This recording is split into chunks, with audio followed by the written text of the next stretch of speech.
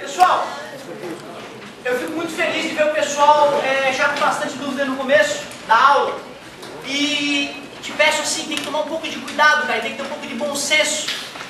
É preferível, de repente, que tu pegue um pouquinho do meu recreio no final da aula, né? Aliás, a nossa aula não é depois do recreio, né? Mas é preferível que tu me espere sair da outra aula ali na hora do recreio para discutir alguma coisa nesse sentido, né? Ou venha na assistência do que no início da aula.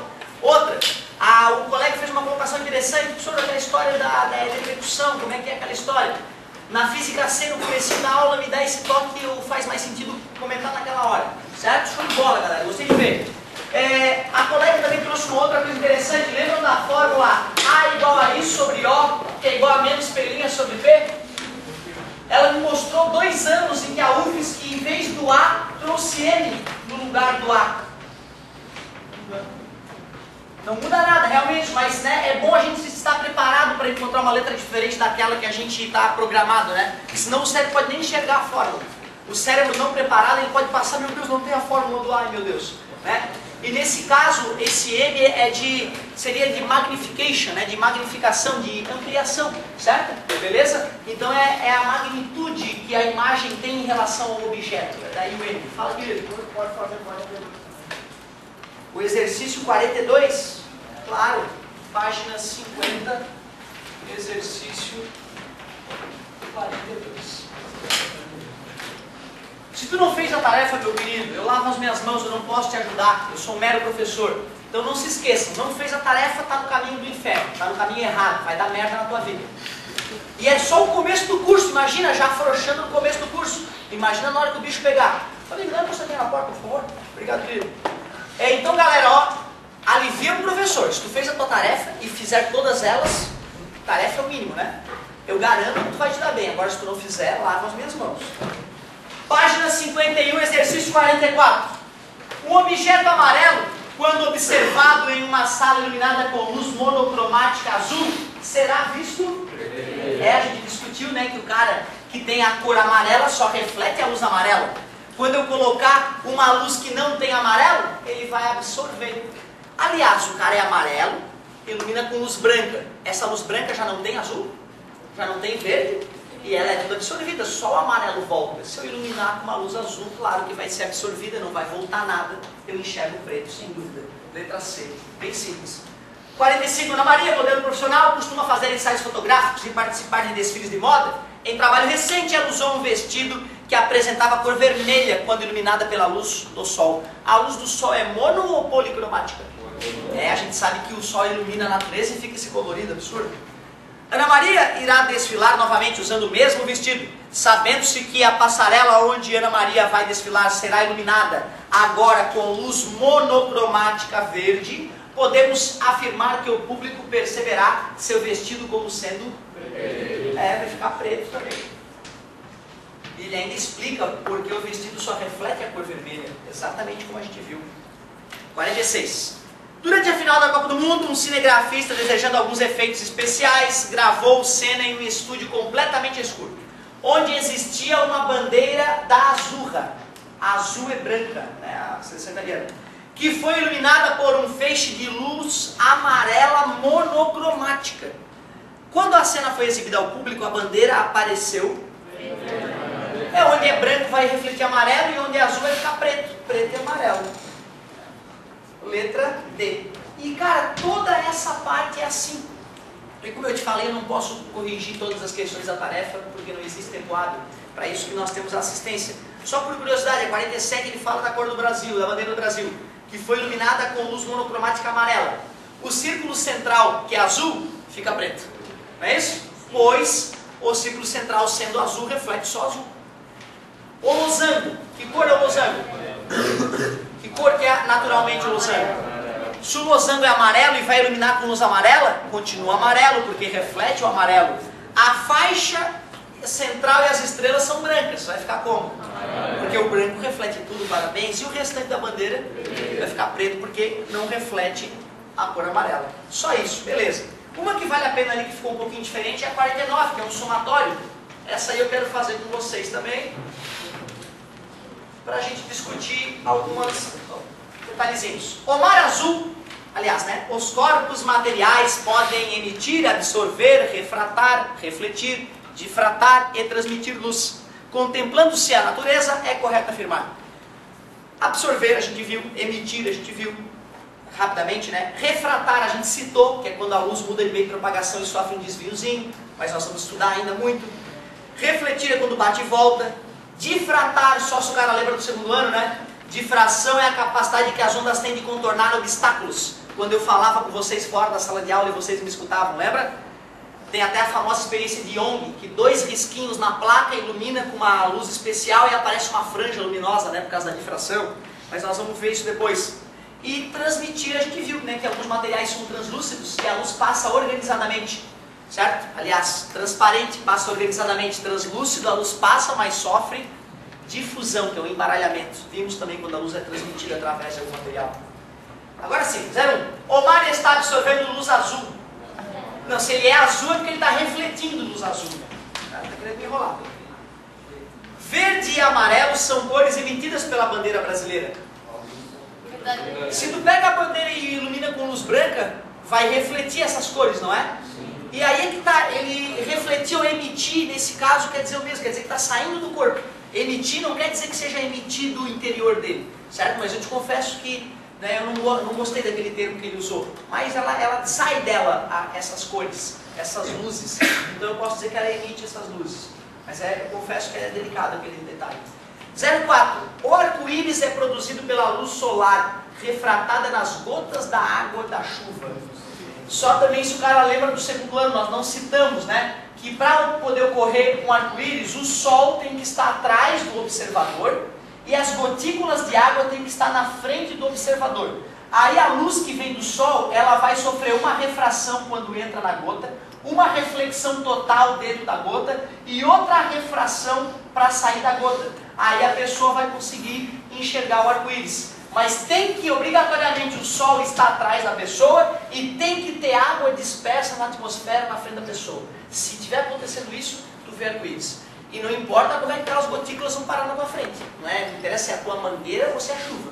Se tu quiser fazer arco-íris com a tua mangueira, o sol está lá, vira de costas e espreia a mangueira na tua frente. Arco-íris na tua frente. Simples assim, certo? Por isso que a criança fica encantada brincando com a mangueira, né? Deve ter esquecido, mas já fez isso. Toda criança fez. Pega uma mangueira, joga pra cima, ó, oh, arco-íris, papai. Não, mamãe, arco-íris. Certo? É isso aí, beleza? Professor, por que o arco-íris sempre faz de forma redonda? Legal, não, na verdade, cara, tem a ver com a, né? Tem a ver com a posição da luz chegando nas gotículas d'água. Na verdade é o seguinte, cara, a luz quando chega do sol, ela já chega, né, como a atmosfera é arredondada, ela já chega em formato de arco. E aí quando essas gotículas, que as gotículas não precisam ter formato de arco, né?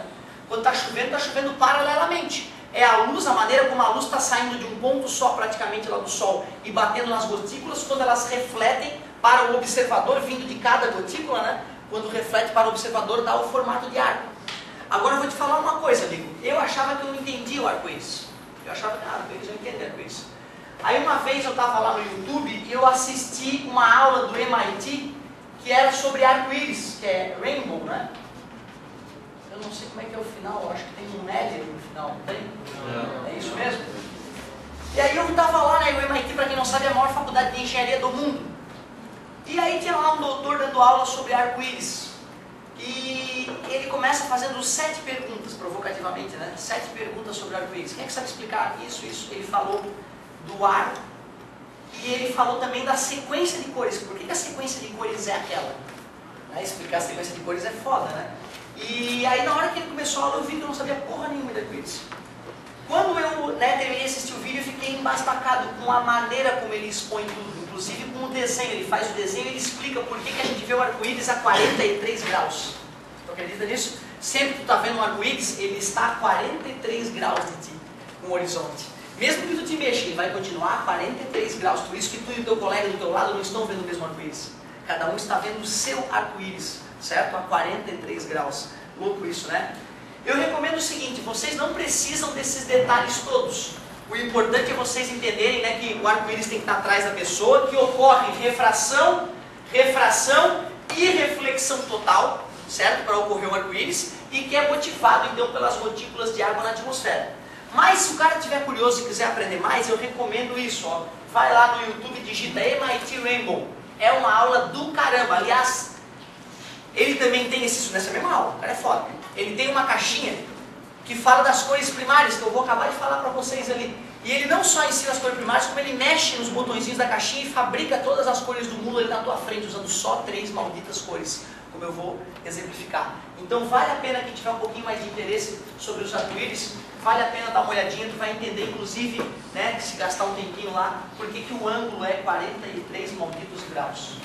Galerinha, continuando.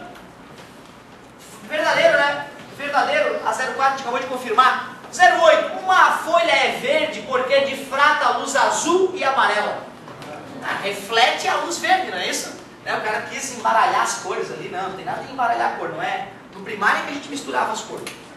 16, um objeto preto não reflete luz. É isso, o cara que é preto é porque não reflete luz.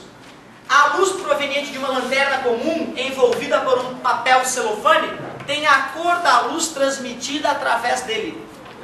Se tu botar o papel celofane azul, a luz vai ficar azulada. Botar o papel celofane amarelo, a luz vai ficar amarelada. É bem isso mesmo. Ficamos com 48, 49, 50 e 54.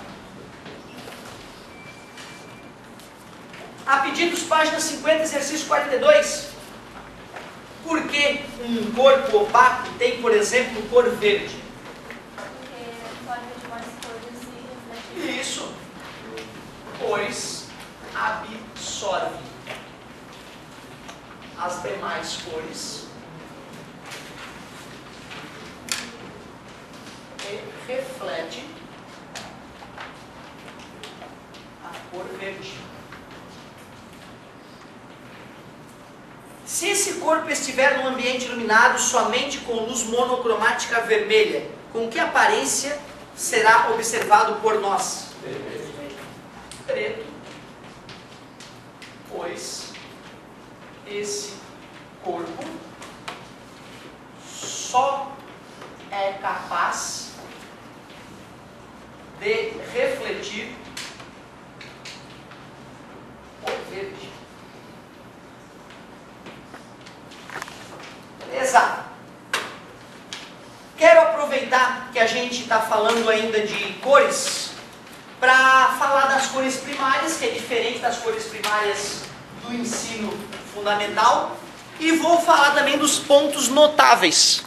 Se houver tempo, como eu fiz na sala ao lado, eu também gostaria de poder colocar as leis da reflexão no finalzinho da aula, antes de passar a tua tarefa. Qualquer dúvida nas outras questões, tu pode me procurar na assistência também, sem problema nenhum. O negócio é o seguinte, gente. Quando a gente fala em cores primárias, é muito comum os alunos se lembrarem do ensino fundamental lá no prezinho, né? Acho que era uma aula mais legal de misturar as corzinhas lá, de ser todo mundo abusado. E ele até cita, por curiosidade, para quem quiser lembrar da infância, aí na página 50, quais eram aquelas cores primárias. Mas não é o objetivo agora na física ótica. O objetivo aqui é tu conhecer as cores primárias que a gente usa para produzir toda e qualquer cor. Se a gente tiver um pouquinho de verde, um pouquinho de azul e um pouquinho de vermelho na medida certa, a gente consegue produzir o que quiser. Já deve ter percebido, cara, tu chega perto do teu celular, do teu computador ou da tua TV e dá uma babadinha sem querer, um espirro, alguma coisa desse tipo, amor, puf. Aí a babinha que gruda na tela, ela funciona como uma lente de aumento, uma lente plano-convexa. E aí tu vê que tem 3 coresinhas saindo daquela baba. Se tu olhar bem de perto, tu vai ver que tem 3 luzinhas separadas, cada uma com uma dessas cores, verde, azul e vermelho. Se essas 3 lâmpadas acendem todas com a mesma intensidade, aí tu vai enxergar o branco. Se tu apaga a luz vermelha e acende a verde e a azul na mesma intensidade, aí tu vai ver um verde azulado, que tem o nome técnico de ciano. Então aqui seria ciano. Pode pintar depois lá. Um lápis bem bonito. Se tu desliga a luz azul e liga a verde e a vermelha na mesma intensidade, tu vai ter o amarelo. Muito obrigado. E não temos a cor amarela, vamos só escrever aqui amarelo mesmo. E finalmente, se tu pega o azul com o vermelho, tu vai ter uma cor que o pessoal chama de magenta. É roxinho, né, cara? Magenta. O pessoal que está acostumado, de repente, a trocar a tinta da impressora, né, costuma escutar mais, né, em cor ciano, magenta. Só que não tem esse tipo de... Eu particularmente, nunca vi o cara cobrar o nome, né? Ah, o que é a mistura do verde com o azul, certo? Em iguais proporções, certo? Então eu acho que seria ridículo o cara perguntar isso. Tem muita coisa bonita para perguntar, né? Mas se tu quiser te livrar de todo mal, né, é bom ter essa noção das cores primárias. Então a gente fala que o branco é a mistura de todas as cores, mas precisa de todas as cores para dar branco? Não, né? Basta 3, certo? E aliás, com a mistura certa dessas 3, tu faz o que tu quiser. E na aula lá do arco-íris do MIT, o cara tem uma caixinha, e aí primeiro ele liga só a lâmpada verde. Aí depois só a azul, depois só a vermelha, depois começa verde, tá, e aí aparece o amarelo, estampado na parede. E aí depois ele vai mostrando, né, que dosando um pouquinho de cada cor, tu faz um demônio ali de cor. E aí ele mostra um gráfico, como é que se faz o cálculo para, né, achar a cor a partir da intensidade das 3 cores primárias. É assim que a tua TV funciona. A tua TV, teu celular, as coisas que emitem imagem, tem cada pixel 3 corzinhas e o computador controla a intensidade dela. Tu olha de longe, tu vê a cor misturada, né? Tu não vê as cores separadas. RGB, né? Red, Green, Blue. É o sistema que eles usam, né, para representar as cores nas televisões. Outra coisa que é importante a gente ver agora já é aquela história dos pontos notáveis. Isso aqui é bem importante tu entender. Só vai ficar útil daqui a pouco, mas é importante a gente estudar já.